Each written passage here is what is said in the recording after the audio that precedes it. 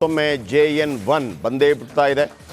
Corona ಆತಂಕ ಮತ್ತೆ ಶುರುವಾಗಿದೆ. ಕರ್ನಾಟಕದಲ್ಲಿ ಟೆನ್ಷನ್ ಶುರುವಾಗಿದೆ. ರಾಜ್ಯದಲ್ಲಿ 35 ಮಂದಿಗೆ ರೂಪಾಂತರಿ JN1 ವೈರಸ್. JN1 ವೈರಸ್ಗೆ ರಾಜಧಾನಿ ಬೆಂಗಳೂರು ಹಾಟ್ಸ್ಪಾಟ್ ಆದ ರೀತಿಯಲ್ಲಿ ಕಂಡು ಬರ್ತಾ ಇದೆ. ಆದರೆ ಈಗಲೂ ಹೇಳ್ತಾ ಇರುವಂಥದ್ದು, ನೀವು ದಯವಿಟ್ಟು ಆತಂಕ ಪಡಬೇಕಾಗಿಲ್ಲ, ಆದರೆ ಮುನ್ನೆಚ್ಚರಿಕೆ ವಹಿಸಿ ಅಂತ.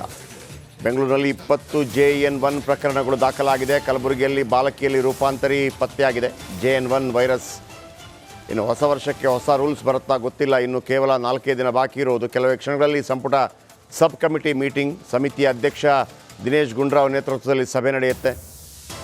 ದಿನೇಶ್ ಗುಂಡೂರಾವ್ ನಿರಂತರವಾಗಿ ಇದರ ಬಗ್ಗೆ ಮಾಹಿತಿಗಳನ್ನು ಕಲೆ ಹಾಕ್ತಾ ಇದ್ದಾರೆ. ಮೀಟಿಂಗ್ ಮೇಲೆ ಮೀಟಿಂಗ್ ಮಾಡ್ತಾ ಇದ್ದಾರೆ. ಒಂದಂತೂ ಮೆಚ್ಚಲೇಬೇಕು ದಿನೇಶ್ ಗುಂಡೂರಾವ್ ಅವರನ್ನು. ಕೇರಳದಲ್ಲಿದ್ದಾಗಲೇ ಇವರು ಎಚ್ಚೆತ್ತುಕೊಂಡಿದ್ದರು. DHOಗಳ ಸಭೆ ಮಾಡಿದರು. ಆನಂತರ ಮುಖ್ಯಮಂತ್ರಿಗಳ ಜೊತೆ ಸಭೆ ಮಾಡಿದರು. ಆಮೇಲೆ ಸಂಪುಟ ಸಬ್ ಕಮಿಟಿ ಸಭೆ ಇವತ್ತಾಗತ್ತೆ. ರೂಲ್ಸ್ಗಳು ಏನು ಇರುತ್ತೆ ಅಂತ ನೋಡಬೇಕಾಗಿದೆ. ಈ ಎಲ್ಲ ವಿಚಾರದ ಬಗ್ಗೆ ನಮ್ಮ ವೀಕ್ಷಕರಿಗೆ ಮಾಹಿತಿ ಕೊಡುವಂಥ ಪ್ರಯತ್ನಗಳನ್ನು ನಾವು ಮಾಡ್ತಾನೇ ಇದ್ದೀವಿ. ಬನ್ನಿ, ಈಗ ನಮ್ಮ ಜೊತೆ ಖ್ಯಾತ ವೈದ್ಯರಾಗಿರುವಂಥ ಡಾಕ್ಟರ್ ಅಂಜನಪ್ಪ ಅವರು ಇದ್ದಾರೆ. ಅಂಜನಪ್ಪ ಅವರು ಕಳೆದ ಅಂದರೆ ಭಾಳ ಮುಖ್ಯವಾಗಿ ಕೊರೋನಾ ಬಂದಾಗ ಒಬ್ಬರು ಮನೆಯಲ್ಲೊಬ್ಬರು ಹಿರಿಯರಿರಬೇಕು ಅಂತ ಹೇಳ್ತಾರೆ. ಹಾಗೆಯೇ ಈ ಕೊರೋನಾ ಬಂದಾಗ ಮನೆ ಹಿರಿಯ ಸಾಕಾಗಿಲ್ಲ, ರಾಜ್ಯಕ್ಕೆ ಒಬ್ಬ ಹಿರಿಯ ಬೇಕಾಗುತ್ತೆ. ಹಿರಿಯ ಅಂತಂದರೆ ನಾನು ಆ ರೀತಿ ಹೇಳ್ತಾ ಇಲ್ಲ. ಡೋಂಟ್ ವರಿ, ಟೆನ್ಷನ್ ಮಾಡ್ಕೊಬೇಡ್ರಪ್ಪ, ಹಿಂಗೆ ಮಾಡಿ ಸಾಕು ಅಂತ ಹೇಳೋರೊಬ್ಬರು ಬೇಕಾಗುತ್ತೆ. ಮನೇಲೊಬ್ಬರು ಹಂಗಾಗ್ಬಿಟ್ರು ನಮಗೆ ಅಂಜನಪ್ಪ ಅವರು. ಏನು ಎಲ್ಲ ಆತಂಕದಲ್ಲಿದ್ದಾಗ ಏನು ನ್ಯಾಷನಲ್ ಟೆಲಿವಿಷನ್ ಏನು ಹೇಳುತ್ತೆ ಅಥವಾ ವಿದೇಶಿ ಟೆಲಿವಿಷನ್ ಏನು ಹೇಳುತ್ತೆ ಅಂತ ಹೇಳುವಾಗ ಹಂಗೆಲ್ಲ ನೀವು ಆತಂಕ ಬೀಳುವಂಥ ಅಗತ್ಯ ಇಲ್ಲ, ನಾವು ಕೂಡ ಅದರ ಬಗ್ಗೆ ಆರಾಮಾಗಿ ಹೇಳಬಲ್ಲೆವು ಅಂಥೇಳಿ ಭಾಳ ಸುಲಲಿತವಾಗಿ. ಆಮೇಲೆ TV ಮಾಧ್ಯಮ ಅಂತಲ್ಲ, ಮೀಡಿಯಾ, ಆಮೇಲೆ ಸೋಷಿಯಲ್ ಮೀಡಿಯಾದಲ್ಲಿ ಅವ್ರಿಗೆಲ್ಲೆಲ್ಲ ಅವಕಾಶಗಳು ಸಿಕ್ತು ಹೇಳ್ತಾ ಹೋದಾಗ ನಿಜವಾಗಿ ಕೊರೋನಾ ಡಾಕ್ಟರ್ ಆಗಿಬಿಟ್ಟಿದ್ದಾರೆ ಅಂಜನಪ್ಪ ಅವರು. ಕಾರ್ಯಕ್ರಮಕ್ಕೆ ಸ್ವಾಗತ ಸರ್. ನಮಸ್ಕಾರ. ಇವತ್ತು ಸಬ್ ಕಮಿಟಿ ಮೀಟಿಂಗ್ ನಡೀತಾ ಇದೆ. ಆದರೆ ಒಂದು ನಾನು ಈಗಲೂ ಅಪ್ರಿಷಿಯೇಟ್ ಮಾಡ್ತೀನಿ ದಿನೇಶ್ ಗುಂಡೂರಾವ್ ಅವರನ್ನ, ಭಾಳ ಬೇಗ ಅಲರ್ಟ್ ಆದರು. ಸತ್ಯ. ಹಾಗಂತ ಈ ಹಿಂದಿನವರು ಅಲರ್ಟ್ ಆಗಿಲ್ಲ ಅಂತಲ್ಲ. ಹಿಂದಿನವರ ಸಂದರ್ಭದಲ್ಲಿ ಏನಾಗಿತ್ತು ಅಂದರೆ ಇದು ಏನು ಅನ್ನೋದನ್ನು ತಿಳ್ಕೊಳ್ಳೋದೇ ದೊಡ್ಡ ಒಂದು ಸಮಸ್ಯೆ ಆಗೋಗಿತ್ತು. ಸೊ ಹಾಗಿರುವಾಗ ನೀವು ಮೊದಲಿಗೆ ನಮ್ಮ ರಾಜ್ಯದ ಜನರಿಗೆ ಆಲ್ರೆಡಿ ಕರ್ನಾಟಕಕ್ಕೂ ಕಾಲಿಟ್ಟಿದೆ, ಕ್ರಿಸ್ಮಸ್ ಮುಗಿದೋಯ್ತು, ಹೊಸ ವರ್ಷದ ಸಂಭ್ರಮ ಒಂದು ಕಡೆ ಇರುತ್ತೆ. ಸೇರೋದಾ ಸೇರಬಾರ್ದಾ ಹೀಗೆ ಒಂದು ಕ್ವಶನ್ ಫಸ್ಟ್ ರೈಸ್ ಆಗುತ್ತೆ. ನೀವು ಅವರಿಗೆ ಏನೋ ಒಂದು ಆಶಾಭಾವನೆ ವ್ಯಕ್ತಪಡಿಸ್ತೀವಿ. ನಿಮ್ಮ ಮಾತು ಕೇಳಿ ನನಗೆ ಭಾಳ ಖುಷಿ ಆಗುತ್ತೆ. ನೀವು ಹಿರಿಯರಿದ್ದೀರಿ ಈ ಮಾಧ್ಯಮದಲ್ಲಿ, ನಿಜವಾಗ್ಲೂ ಭಾಳ ಒಳ್ಳೆಯ ಪದ ಉಪಯೋಗಿಸಿದ್ರಿ ನೀವು. ಮತ್ತೆ ಗುಮ್ಮ ಅಂತ ಕನ್ನಡದಲ್ಲಿ ಈ ಗುಮ್ಮ ಅನ್ನೋ ಪದ ಇದೆಯಲ್ಲ, ರಿಯಲಿ ತಮಾಷೆಗೆ ಹೇಳೋವಂಥ. ನಿಜವಾಗ್ಲೂ ಇವತ್ತಿನ ಪರಿಸ್ಥಿತಿಯಲ್ಲಿ JN.1 ಬಂದಿದೆಯಲ್ಲ, ಎಚ್ಚರಿಕೆ ಓಕೆ, ಹೆದರಿಕೆ ಯಾಕೆ? ನಿಜವಾಗ್ಲೂ ಬೇಡ. ಇದು ಒಂದು ರೂಪಾಂತರಿ. ನೋಡಿ, ಕೋವಿಡ್ನಾಗ ಏನಾಗ್ಬಿಡ್ತು ಅಂದರೆ ಅದೊಂದು ಪ್ಯಾಂಡಮಿಕ್ ಕಾಯಿಲೆ. ನಾನು 40 ವರ್ಷ ಆಯಿತು ಡಾಕ್ಟ್ರಾಗಿ, ನಾವು ಪ್ಯಾಂಡಮಿಕ್ ಕಾಯಿಲೆನೇ ನೋಡಿರಲಿಲ್ಲ. 1918ರಲ್ಲಿ ಇನ್ಫ್ಲೂಯೆನ್ಸಾ ಅಂತ ಒಂದು ಪ್ಯಾಂಡಮಿಕ್ ಕಾಯಿಲೆ, ಅಂದರೆ ಒಂದು ದೇಶದಲ್ಲಿ ಶುರುವಾಗಿ ಪ್ರಪಂಚದಾದ್ಯಂತ ಹರಡುವ ಕಾಯಿಲೆನ ನಾವು ಪ್ಯಾಂಡಮಿಕ್ ಅಂತೀವಿ ನಾವು ಮೆಡಿಕಲಿ. ಅಂಥ ಪ್ಯಾಂಡಮಿಕ್ ಬಂದಿದ್ದು 50 ವರ್ಷ ಆದಮೇಲೆ. ಹಂಗಾಗಿ ನಮಗೆಲ್ರಿಗೂ ಕೂಡ ಕರೆಕ್ಟ್ ಐಡಿಯಾನೂ ಇರಲಿಲ್ಲ. ಅನೇಕ ಪಾಠಗಳನ್ನ ಅದು ಕಲಿಸ್ತು. ಇವತ್ತು ನಾವು ತುಂಬ ಎಚ್ಚರಿಕೆಯಾಗಿದ್ದೀವಿ. ನೀವು ಹೇಳ್ದಂಗೆ ನಮ್ಮ ದಿನೇಶ್ ಗುಂಡೂರಾವ್ ಅವರು ರಿಯಲಿ ವಂಡರ್ಫುಲ್. ಅವರು ತಗೊಳ್ತಿರೋ ಎಚ್ಚರಿಕೆಗಳು, ಮಾಡ್ತಿರೋ ಮೀಟಿಂಗ್, ಇವತ್ತು ಕೂಡ ತಜ್ಞರ ಜೊತೆಯಲ್ಲಿ ಮೀಟಿಂಗ್ ಮಾಡಬೇಕು ಸರ್. ಇದು ಭಾಳ ಇಂಪಾರ್ಟೆಂಟು. ಟಾಸ್ಕ್ ಫೋರ್ಸ್ TSC ಅಂತೀವಿ, ಟೆಕ್ನಿಕಲ್ ಅಡ್ವೈಸರಿ ಬೋರ್ಡ್ ಇದೆ. ಅದರ ರವಿ ಅಂತ ವೈರಾಲಜಿಸ್ಟ್ ಇದ್ದಾರೆ.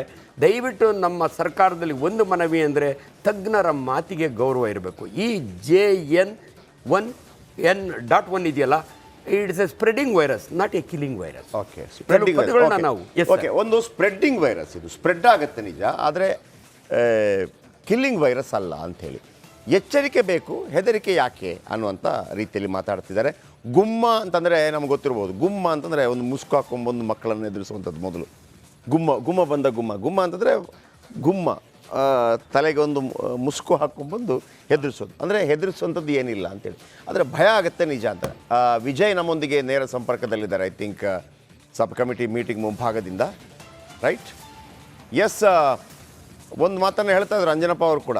ದಿನೇಶ್ ಗುಂಡೂರಾವ್ ಭಾಳ ಬೇಗನೆ ಎಚ್ಚೆತ್ಕೊಂಡ್ರು.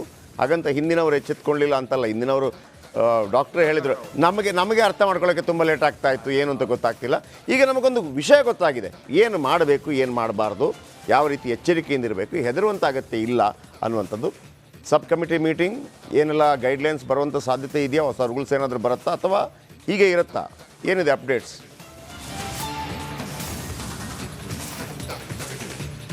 ಜಯಪ್ರಕಾಶ್, ಕಳೆದ ಅದು ಕೊರೋನಾ 1, 2, 3 ವೇವ್ನ ಅನುಭವದ ಆಧಾರದ ಮೇಲೆ ಈಗ ಸರ್ಕಾರ ಮುಂಜಾಗ್ರತಾ ಕ್ರಮವಾಗಿ ನಿಟ್ಟಿನಲ್ಲಿ ಕೂಡ ಎಚ್ಚೆತ್ತುಕೊಂಡಿರುವಂಥದ್ದು. ಅಂದರೆ JNN 35 ಪ್ರಕರಣ ದಾಖಲಾದ ಹಿನ್ನೆಲೆಯಲ್ಲಿ ಸಹಜವಾಗಿ ಜನರಲ್ಲಿ ಒಂದಷ್ಟು ಆತಂಕ ಉಂಟಾಗಿರುವಂಥದ್ದು. ಈ ಹಿನ್ನೆಲೆಯಲ್ಲಿ ಮುಂಜಾಗ್ರತಾ ಕ್ರಮವಾಗಿ ಮುಖ್ಯಮಂತ್ರಿ ಸಿದ್ದರಾಮಯ್ಯ ಅವರು ಕ್ಯಾಬಿನೆಟ್ ಸಬ್ ಕಮಿಟಿಯನ್ನು ರಚನೆ ಮಾಡಿರುವಂಥದ್ದು. ಆ ಸಬ್ ಕಮಿಟಿಯಲ್ಲಿ ಮುಂದೆ ಏನು ಕ್ರಮ ಕೈಗೊಳ್ಳಬೇಕು ಅನ್ನೋ ಸಂಬಂಧಪಟ್ಟಂತೆ ಚರ್ಚೆಯ ಆಧಾರದ ಮೇಲೆ ಏನು ಸಬ್ ಕಮಿಟಿ ರಚನೆ ಆಗಿರುವಂಥದ್ದು.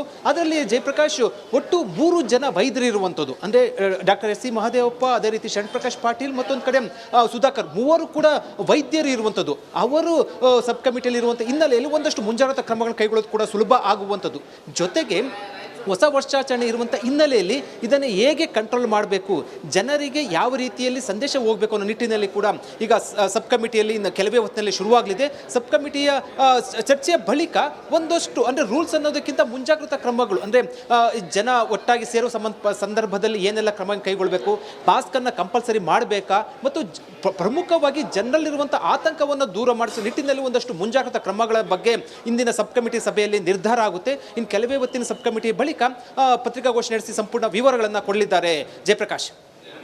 S, thank you very much. ಮತ್ತೊಮ್ಮೆ ಡಾಕ್ಟರ್ ಹತ್ರ ಮತ್ತೆ ಕೇಳ್ತಾ ಇರುವಂಥದ್ದು, ಸರ್ 1, 2, 3 ಅಂತ ಹೇಳೋದಿದ್ರೆ ಯಾವ ಮುನ್ನೆಚ್ಚರಿಕೆ ವಹಿಸ್ಕೋಬೇಕು ನೀವು ಅಂತಂದರೆ, ಈಗ ನೀವು ಹೇಳಿದ್ರಿ ಅದು ಹರಡುತ್ತೆ ಆದರೆ ಕಿಲ್ಲಿಂಗ್ ವೈರಸ್ ಅಲ್ಲ ಅನ್ನುವಂಥದ್ದು. ಹಾಗಾಗಿ ಮುನ್ನೆಚ್ಚರಿಕೆಯಾಗಿ ನೀವು ಹೇಳೋದಿದ್ರೆ 1, 2, 3 ಹಿರಿಯರಿಗೆ ಒಂದು, ಮಕ್ಕಳಿಗೊಂದು, ಪ್ರತಿಯೊಬ್ಬರಿಗೊಂದು. ಸರ್, ಇದು influenza group of virus, upper respiratory virus, ಒಬ್ಬರಿಂದ ಒಬ್ಬರಿಗೆ ಕೆಮ್ಮೋದ್ರಿಂದ ಡ್ರಾಪ್ಲೆಟ್ ಇನ್ಫೆಕ್ಷನ್ ಅಂತೀವಿ. ಬಟ್ ಇವರು ಅದಕ್ಕೆ ಮೊದಲು ಒಂದು ಮಾತು 3 ಜನ ಡಾಕ್ಟರ್ ಹೆಸರು ಹೇಳಿದ್ರು, ಖುಷಿ ಆಗುತ್ತೆ. ಎಲ್ಲೋ ಒಂದು ಕಡೆ ಮಂತ್ರಿಗಳಾಗಿ ಆ ಮೆಡಿಕಲ್ ನಾಲೆಡ್ಜ್ ಅವ್ರಿಗೆ ಹೆಲ್ಪ್ ಆಗ್ಬೋದು. ಬಟ್ ಅನ್ಫಾರ್ಚುನೇಟ್ಲಿ ಅವರೆಲ್ಲ political doctors, not practising doctors. ಅದನ್ನು ಅವ್ರ ನೆನಪಿನಲ್ಲಿ ಇಟ್ಕೊಂಡು ದಯವಿಟ್ಟು ನಮ್ಮ ಸುದರ್ಶನ್ ಆಗಲಿ, ರವಿ ಅಂಥವ್ರಿಗೆ ಮಾತಿಗೆ ಹೆಚ್ಚಿಗೆ ಬೆಲೆ ಕೊಡ್ತಾರೆ ಅಂದ್ಕೊಂಡಿದ್ದೀನಿ. 3 ಭಾಳ ಸರಳ ಸರ್. ಒಬ್ಬರಿಂದ ಒಬ್ಬ ಹರಡೋದನ್ನು ತಪ್ಪಿಸ್ಬೇಕಾದ್ರೆ ಮಾಸ್ಕು ಸರ್, ಬರೀ ಮಾತಾಡೋದಲ್ಲ, ಸರ್ಕಾರದ ಗೈಡ್ಲೈನ್ಸ್ ಮುಂದೆ ಬರ್ಬೋದು. ದಯವಿಟ್ಟು ಮಾಸ್ಕ್, ವೆರಿ ಸಿಂಪಲ್ಲು, ಮಾಸ್ಕ್ ಹಾಕ್ಕೊಳ್ಳಿ. ಯಾಕಂದರೆ ಎದುರಿಗಿರೋನು ಕೆಮ್ಮುವಾಗ ಅವ್ನ ಮೂತಿ ಮೇಲೆ ನಾವು ಕೈ ಇಡೋಕ್ಕಾಗಲ್ಲ. ನಮ್ಮ ಮೂತಿನ ನಾವು ಪ್ರೊಟೆಕ್ಟ್ ಮಾಡ್ಕೋಬೇಕು, ಅವ್ರಿಗೂ ಕೂಡ ನಾವು ಗೈಡ್ಲೈನ್ಸ್ ಮಾಡಬೇಕು. 2ನೇ ಸಾರಿ ಎಲ್ಲೋ ಕೆಮ್ಮು ಹೋಗಿರ್ತಾರೆ ಇವರು, ಹೈಪರ್ ಮಾರ್ಕೆಟ್ಗೆ ಹೋಗಿರ್ತಾರೆ, ಮುಟ್ಟಿ ಬರ್ತಾರಲ್ಲ ಸರ್. ನಮ್ಮ ಅಭ್ಯಾಸಗಳು ಮುಟ್ಟಿರೋ ಮಖ ಒರೆಸ್ಕೊಳ್ಳೋದು, ಇಲ್ಲಿರೋ ವೈರಸ್ಸು ಇಲ್ಲಿ ಬರಬೇಕಾದ್ರೆ ನಮ್ಮ ಕೈಯಿಂದ ಬರುತ್ತೆ, ಕೈ ತೊಳ್ಕೊಳ್ಳಿ. ಅಷ್ಟೇ ಅಲ್ಲ, ಎಷ್ಟೋ ಜನ ಮನೆಗೆ ಹೋಗ್ತಾರೆ, ಮಕ್ಕಳು ಓಡಿ ಬರ್ತವೆ, ತಪ್ಕೋತಾರೆ, ಎತ್ಕೋತಾರೆ. ದಯವಿಟ್ಟು ನಿಮ್ಮ ಕೈ ಹೊರಗಡೆಯಿಂದ ಇರೋ ವೈರಸ್ನ ದಾರೆ ಹೋಗೋ ಮಾರಿನ ಮನೆಗೆ ತರಬೇಡಿ ಅಂತಾರಲ್ಲ, ಆ ಥರ ಕೈ ತೊಳ್ಕೊಳ್ಳಿ. 2 ಅನ್ನೆಸರಿ ಗುಂಪಿಗೆ ಹೋಗಬೇಡಿ. ಈಗ ಅನ್ಫಾರ್ಚುನೇಟ್ಲಿ ಇನ್ನೊಂದು 4-5 ಫಾರ್ಚುನೇಟ್ಲಿ ನ್ಯೂ ಇಯರ್ ಸೆಲೆಬ್ರೇಷನ್ ಬರುತ್ತೆ. ಬಟ್ ಎಲ್ಲೋ ಆ ಎಚ್ಚರ ಇರಲಿ. ಜೀವನನೂ ಮುಖ್ಯ. ಆ ದೃಷ್ಟಿಯಲ್ಲಿ ನಾವೇನು ಹೇಳೋದು ಅಂದರೆ, ಎಲ್ಲೋ ಒಂದು ಕಡೆ ರೂಲ್ಸ್ ಫಾಲೋ ಮಾಡೋಣ, ಅಟ್ ದ ಸೇಮ್ ಟೈಮ್ ತುಂಬ ರಿಸ್ಟ್ರಿಕ್ಷನ್ಸ್ ತಂದು ಎಲ್ಲೋ ಒಂದು ಖುಷಿನ ಮಜಾನ ಹಾಳು ಮಾಡೋದು ಬೇಡ ಅನ್ನೋದು ಅಷ್ಟೇ ನಮ್ಮ ಕಳಕಳಿ. ಈ 3 ಅಂತೂ ಇಂಪಾರ್ಟೆಂಟ್ ಸರ್. ಈ ವೈರಸ್ಸನ್ನು ತಪ್ಪಿಸ್ಬೇಕಾದ್ರೆ ಮಾಸ್ಕ್, ಹ್ಯಾಂಡ್ ವಾಶಿಂಗ್. ಈಗ ಇನ್ನೊಂದು, ಕೊರೋನಾ ಬಂದಂಥ ಸಂದರ್ಭದಲ್ಲಿ ಅನೇಕ ಸಾವು ನೋವುಗಳು ಸಂಭವಿಸ್ತು. ಹೌದು. ನನ್ನ ಪ್ರಶ್ನೆ ಏನಪ್ಪ ಅಂತಂದರೆ, ಆಲ್ರೆಡಿ ಆತ ಇದು ನೋಡಿ, ಇದು ಕೆಲವರಿಗೆ ಒಂದು ವೇಳೆ ಅಭಾಸ ಅಂತ ಅನಿಸ್ಬೋದು, ಅನಿಸ್ಲಿಕ್ಕೆ ತೊಂದರೆ ಇಲ್ಲ. ಆತ ಆಲ್ರೆಡಿ ಸಾಯುವ ಹಂತದಲ್ಲಿದ್ದ. ಹೌದು. ಹಾರ್ಟೋ ಮತ್ತೊಂದು ಅಥವಾ ದೇಹ ದುರ್ಬಲವಾಗಿನೋ ಏನೋ ಒಂದು ಆಗಿತ್ತು. ಈ